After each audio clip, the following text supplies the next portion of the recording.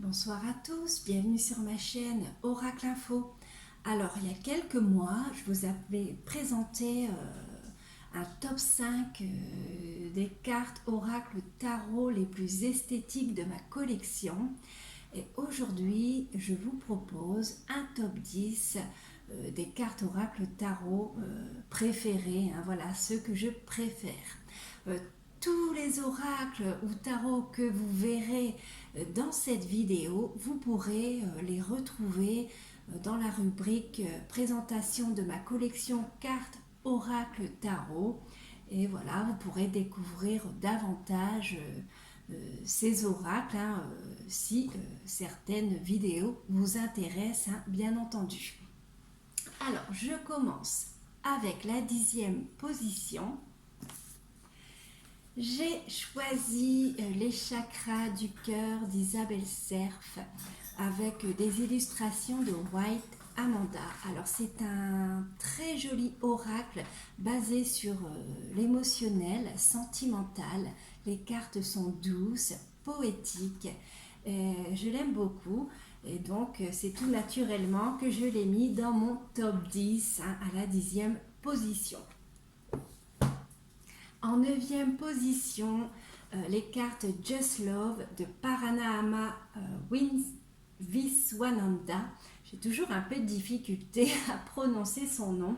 C'est un maître spirituel de l'île Maurice et il propose avec des jolies cartes où on peut retrouver des jolis portraits de lui-même, des phrases d'inspiration à méditer au quotidien, et je trouve vraiment ces cartes sympas, voilà, ça permet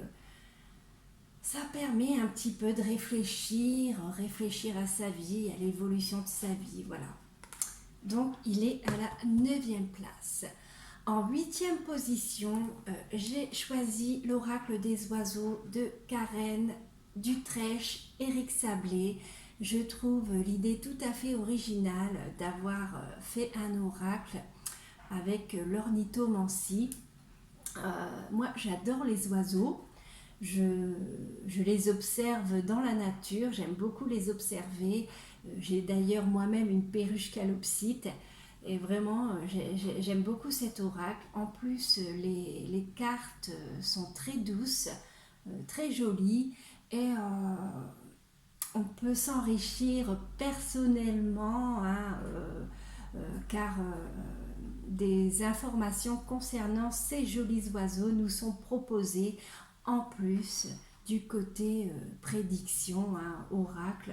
Donc vraiment, c'est un très joli oracle qui a largement sa place dans ce top 10 en 8e position. En 7e position, j'ai choisi l'oracle Les Gardiens de la Lumière de Cal Gray avec des illustrations de Lily Mose.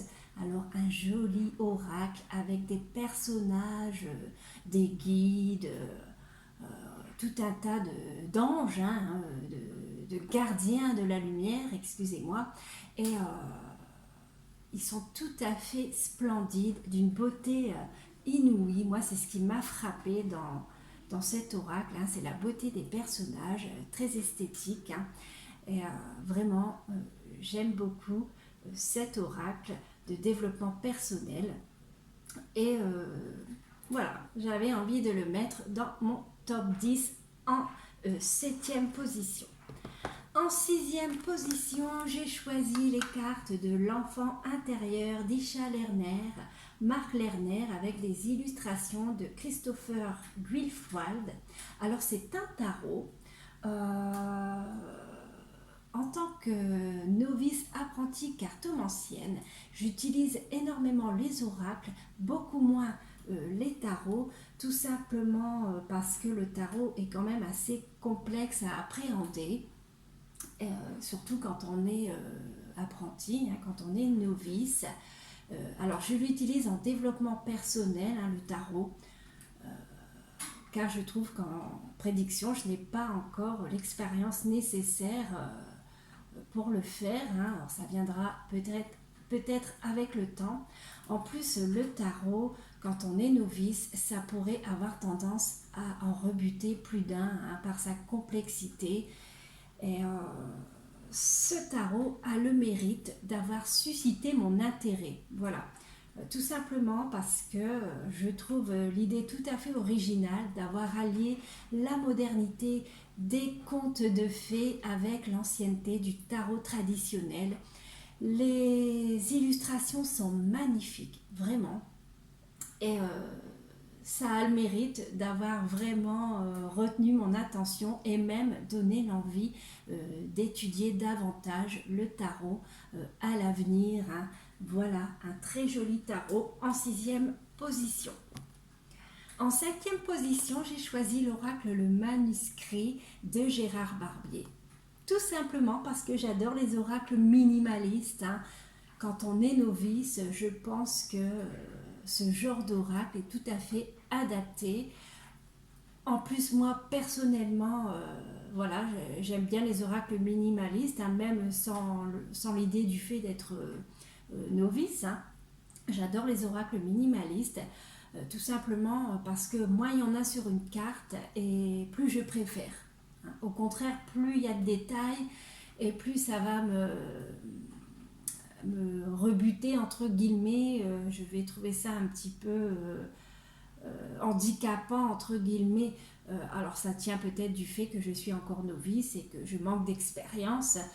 Peut-être avec le temps ça va évoluer, mais pour le moment ce qui me correspond c'est ce genre d'oracle minimaliste que je recommande d'ailleurs aux novices, hein, à ceux qui veulent commencer à apprendre la cartomancie. Hein.